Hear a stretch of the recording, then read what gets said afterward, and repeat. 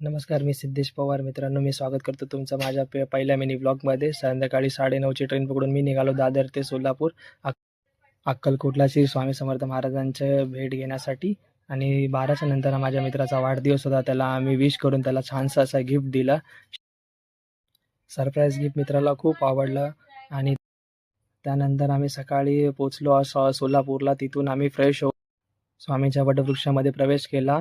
त्यानंतर आम्ही त्यांचं दर्शन घेतलं. व्हिडिओ काही काढता आला नाही मंदिरामध्ये. त्यानंतर आम्ही गेलो स्वामींच्या देवस्थानी मंदिरातून दर्शन घेऊन आम्ही पुढे निघालो चोळप्पा महाराजांच्या घराकडे. तिथं स्वामी घरामध्ये गेल्यानंतर सर्व देवांचे तिथे फोटो होते आणि स्वामींची चांगली अशी प्रतिमा मूर्ती होती.